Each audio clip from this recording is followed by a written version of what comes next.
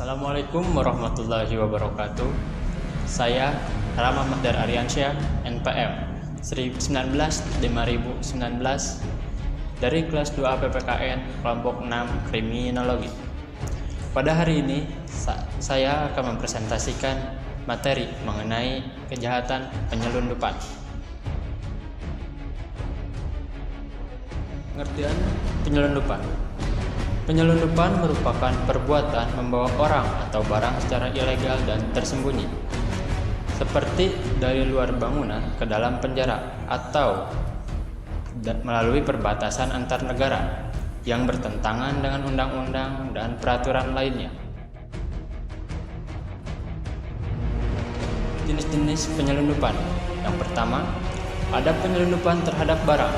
Yang kedua, penyelundupan terhadap manusia. Dan yang ketiga, penyelundupan terhadap makhluk liar. Adapun faktor-faktor penyebab tindak pidana penyelundupan. Menurut Menteri Keuangan Syatib Basri, terdapat 3 faktor yang menyebabkan terjadinya tindak kejahatan penyelundupan. Yang pertama, perbedaan harga yang mencolok antara di dalam dan di luar negeri. Yang kedua, barang tersebut dilarang oleh negara. Dan yang terakhir, yang ketiga, biaya ekspor impor yang mahal sehingga barang tersebut diselundupkan.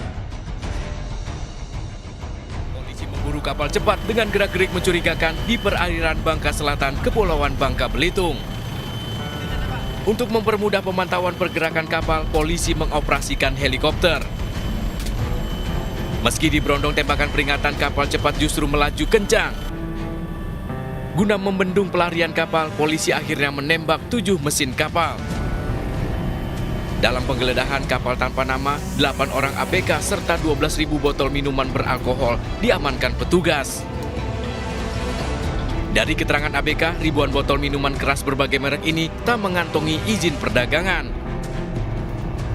Kapal juga tak memiliki dokumen kelengkapan berlayar. Penyelundupan minuman keras asal Singapura sudah 3 kali dilakukan sindikat yang sama. Para pelaku membawa ribuan botol minuman keras dengan kapal cepat dari Batam menuju Lampung untuk diedarkan di Jakarta. Puluhan imigran ilegal diselamatkan dari truk pendingin. Puluhan imigran ilegal berdesakan di dalam truk es diselamatkan oleh para petugas perbatasan selama akhir pekan. Agen patroli perbatasan Amerika menyelidiki truk pendingin di Valfurias, Texas pada hari Sabtu dan menemukan 60 imigran ilegal di dalamnya. Pihak berwenang mengatakan pintu dikunci dan mereka yang di dalam tidak.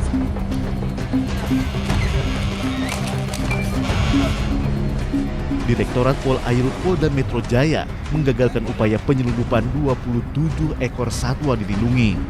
Puluhan satwa asal Papua tersebut ditaksir bernilai ratusan juta rupiah.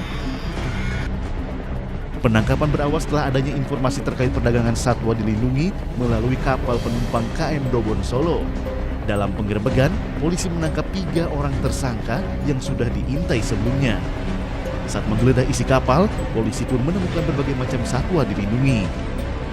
27 ekor satwa ini terdiri dari 4 ekor burung kakatua raja hitam, 5 ekor kasuari, 4 ekor kakatua putih, 2 ekor cendrawasih, 2 ekor nuri, dan 10 ekor kasturi.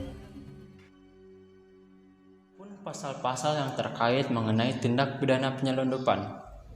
Merujuk pada Undang-Undang Nomor 17 Tahun 2006 tentang perubahan Undang-Undang Nomor 10 Tahun 1995 tentang kepabeanan. Di dalam pasal 102 huruf A, setiap orang yang melakukan kegiatan mengekspor barang tanpa memberitahukan kepada pihak pabean. Dan di dalam pasal 102B, membongkar barang impor tanpa izin dari pihak kepala pabean dapat dikenakan pidana paling singkat 1 tahun dan paling lama 10 tahun, serta denda minimal 50 juta dan maksimal 5 miliar. Adapun upaya-upaya yang dapat dilakukan untuk memberhentikan atau menghentikan dari tindak pidana penyelundupan ini. Yang pertama, Kementerian terkait harus mengkaji ulang peraturan perundang-undangan yang mungkin dapat menjadi pelindung bagi pelaku tindak pidana penyelundupan. Dan yang kedua, pihak bea cukai dan perpajakan harus bisa saling terintegrasi, sehingga dengan begitu dimanapun barangnya bisa terlacak. Yang ketiga, penertiban terhadap pelabuhan non-formal atau milik pribadi. Dan yang keempat, Menteri Perhubungan melakukan evaluasi untuk pelabuhan dan terminal khusus yang digunakan untuk kegiatan pribadi. Dan yang terakhir atau yang kelima, tindakan terhadap pelaku penyelundupan harus dilakukan melalui lintas sektoral, tidak hanya melalui satu sektoral saja. Mungkin cukup sekian pemaparan yang dapat saya sampaikan mengenai tindak pidana penyelundupan.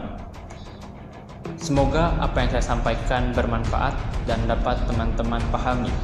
Mohon maaf apabila banyak kesalahan dan kekurangan, karena saya masih dalam proses pembelajaran.